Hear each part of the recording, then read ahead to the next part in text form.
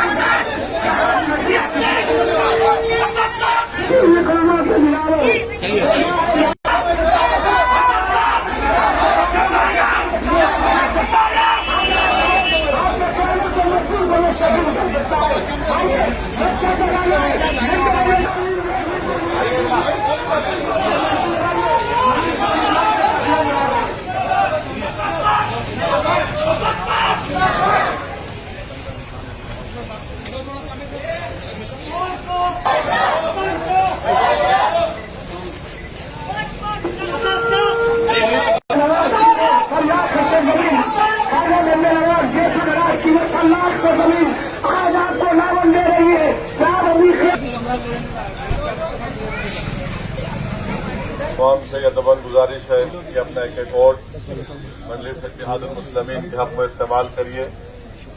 और हम मजलिस का इंतखाबी निशान पतंग का है। मजलिस इत्तेहादुल मुस्लिमीन यही चाहती है कि आपके बल्दी वार्ड में, आपके इलाके में, आपकी बस्ती में जो बल्दी सहूलतें जिसको आपको जरूरत है, जिससे आपको उसको महरूम कर दिया गया, उन तमाम डेवलपमेंट के काम को जल्द से जल्द करवाया जाए। और साथ ही साथ मजलिस इत्तेहादुल मुस्लिमीन यही चाहती है कि गुलबर्गा के इस तारीखी रूहानी शहर में जहां पर आपकी एक सियासी क़यादत उभरे, आपकी एक सियासी आवाज उठे, जो न सिर्फ हैदराबाद कर्नाटक के इलाके में बल्कि पूरे कर्नाटका के इलाके में आपकी इस ताकत और आपकी अजमत और आपकी पहचान की बहाल हो। यहां पर आपने मरहूम कमरुल इस्लाम साहब को क़यादत में आपने एक आवाज को मजबूत किया, मगर आप बखूबी जानते हैं कि आज गुलबर्गा शहर में आपकी एक सियासी आवाज की, आपकी ताकत की जरूरत है। और जब तक आप मुत्तहदा तौर पर अपने एक वोट का इस्तेमाल मजलिस इत्तेहादुल मुस्लिमीन के हक में नहीं करेंगे, हम अपनी आवाज को अपने नाइंसाफी के खिलाफ, जुल्म के खिलाफ एक आवाज को उठाना है। और उसी वक्त मुमकिन है जब आप लोग मुत्तहदा तौर पर अपना एक वोट मजलिस के उम्मीदवारों के हक में इस्तेमाल करेंगे। मैं शुक्रगुजार हूं आप तमाम हजरात का जो बेनफ्स और बेलौस तौर पर मजलिस के उम्मीदवारों के लिए मेहनत और जस्तजू कर रहे हैं। मेरे पास अल्फाज नहीं है आपका शुक्रिया अदा करने के लिए।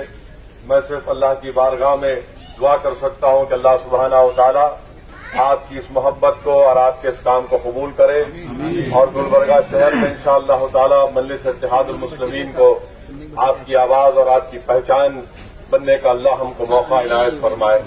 मेरे आने का मकसद यहाँ पर अपनी मकबूलियत या फिर अपनी अना की तस्कीन के लिए नहीं है, और रब्बुल आलमीन जानता है मेरी नीयत क्या है। मैं यही चाहता हूँ कि जमीनी सतह से हमारी क़यादत उभरे। मेरी यही ऐन ख्वाहिश है और मेरा ख्वाब भी है कि हर जगह न सिर्फ गुलबर्गा बल्कि मुल्क के कोने कोने में मजलिस इत्तेहादुल मुस्लिमीन गरीब, मजलूमों और अक़लियतों की एक आवाज बने। और उसी वक्त मुमकिन होगा जब हम सियासी तौर पर अपनी पार्टी को वोट देंगे, अपने नुमाइंदों को कामयाब करेंगे। परसों आपने मुख्तलिफ सियासी पार्टियों को वोट दिया, मुख्तलिफ सियासी कायदीन को आपने वोट दिया, मगर अब आज हालात मुल्क में ऐसे हैं कि एक शहर में एक मासूम बच्ची अपने बाप को लिपट कर रोती है और पुलिस और दुनिया के सामने उस बच्ची के सामने उसके बाप को मारा और पीटा जाता है और कोई बचाने के लिए नहीं आता।